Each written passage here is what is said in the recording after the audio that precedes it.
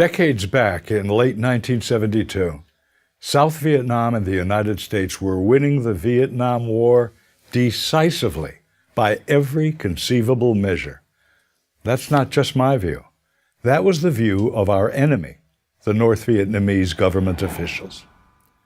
Victory was apparent when President Nixon ordered the U.S. Air Force to bomb industrial and military targets in Hanoi, North Vietnam's capital city, and in Hai Phong, its major port city.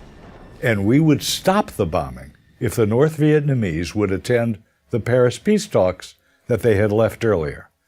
The North Vietnamese did go back to the Paris peace talks, and we did stop the bombing, as promised.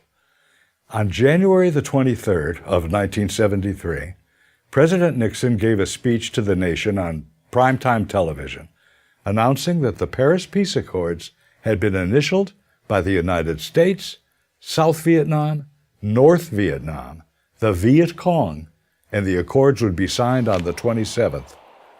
What the United States and South Vietnam received in those accords was victory. At the White House, it was called VV Day, Victory in Vietnam Day. The U.S. backed up that victory with a simple pledge within the Paris Peace Accords, saying should the South require any military hardware to defend itself against any North Vietnam aggression, we would provide replacement aid to the South on a piece-by-piece, one-to-one replacement, meaning a bullet for a bullet, a helicopter for a helicopter. For all things lost, replacement. The advance of communist tyranny had been halted by those accords. Then it all came apart, and it happened this way.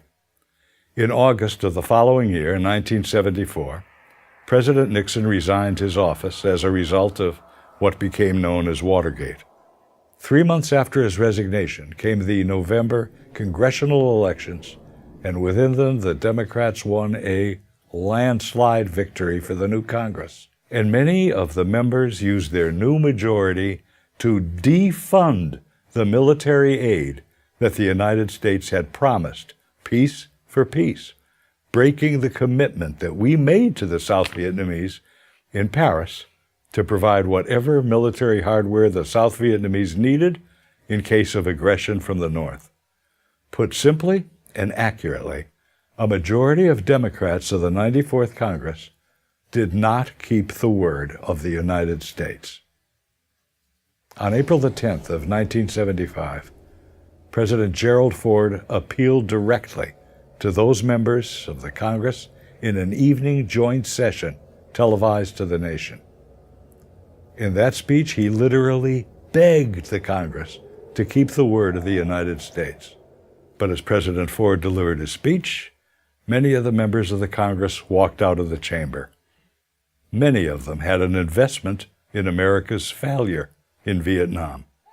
They had participated in demonstrations against the war for many years, and they wouldn't give the aid. On April the 30th, South Vietnam surrendered, and re-education camps were constructed, and the phenomenon of the boat people began. If the South Vietnamese had received the arms that the United States promised, would the result have been different? It already had been different. The North Vietnamese leaders admitted that they were testing the new president, Gerald Ford, and they took one village after another, then cities, then provinces, and our only response was to go back on our word. The U.S. did not resupply the South Vietnamese as we had promised. It was then that the North Vietnamese knew they were on the road to South Vietnam's capital city, Saigon, that would soon be renamed Ho Chi Minh City.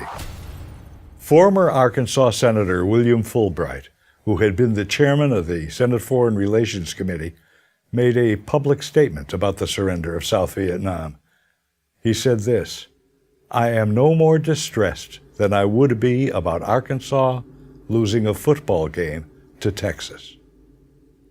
The U.S. knew that North Vietnam would violate the accords, and so we planned for it.